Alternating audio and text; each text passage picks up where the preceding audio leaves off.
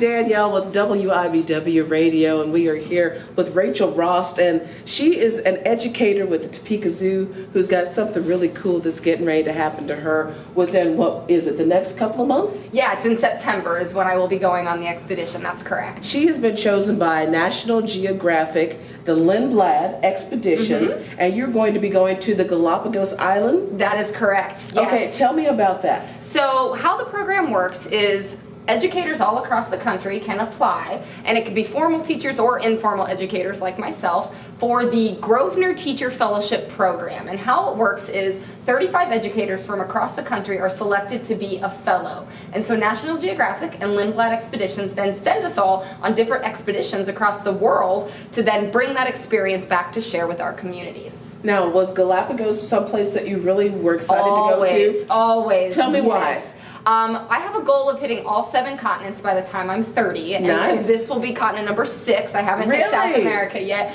Also, the Galapagos Islands in science, I mean, they are just amazing. There's been so much history and research done there. I've always wanted to go, so I'm very much looking forward to it. Now, what do you plan on doing during the expedition? Yeah, so how it works is it's a 10-day expedition. We will live on a ship, and we will every day take different hikes and different adventures. We'll snorkel to the different islands in the Galapagos. So every single day is different. One day we'll visit a school. One day we'll go hiking and maybe see the marine iguanas. A couple days we'll be snorkeling and seeing the sea turtles. So it's going to be amazing. What kind of training have you done in preparation?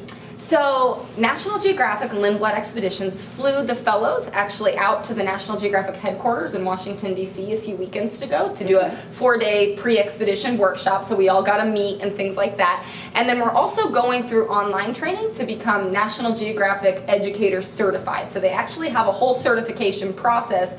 Any educator can go through that and get it. So I would highly recommend looking on their website and going through that process. So I'm doing that now as well. Now, what happens when you get certified? What will that allow you to do? It's just an awesome resume builder. It's another tool for teachers to use in their classrooms. Then you become part of the National Geographic educator community. You share resources with teachers just like you all across the country. So it just opens up so many different activities for educators around the nation. How many people did you compete against to get this particular fellowship? Great question. So this year there were 500 applicants. Wow. And 35 of us got it. Yeah. Oh my goodness. It was very exciting. They told us about 95 people through different stages looked at the applications, which was pretty crazy. So it is such an honor to be selected in the 2017 class, and I just cannot express how appreciative I am to be able to do this opportunity. Now, you've been here at the Topeka Zoo how long? About 4 years now. And what your role as educator, what all do you do in that role? Yeah, so we are a small zoo, a small department, but we do a lot of things. I help run the camp programs at the zoo, so I supervise interns and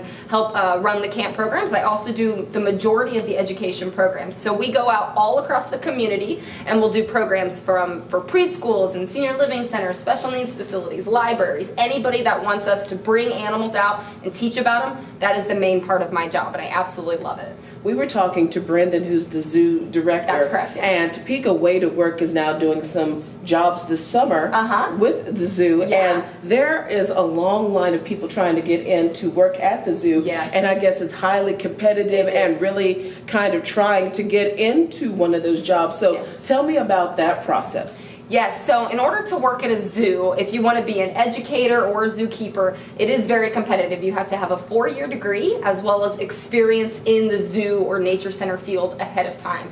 So if you're looking to get into the zoo field, I highly recommend starting to volunteer at a zoo, a nature center, even a veterinary clinic or a humane society, because you have to have experience with animals before you even get a full-time job at a zoo. What are some of the programs that people can look forward to bringing their kids to this summer? Yeah, so we have 8 weeks of camps for children ages 6 to 12. They're very hands-on, very fun. We go behind the scenes with the bigger animals, do live animal education programs each day. We also have 2 weeks of teen camps for kids aged 13 to 17 where we do off-site field trips. They also get to meet the animals. We do research projects. And then we have a variety of programs that we do every single month. So you can come to the zoo the first Friday of every month and do a preschool class. One of the Thursdays each month we go to the Topeka Shawnee County Public Library and do a free program there. So there are so many things. The best thing I can recommend is going on the zoo website and looking at our calendar, because there's lots of things there that you can kind of see each time. And what's the web address for that? Sure, it's www.topekazoo.org.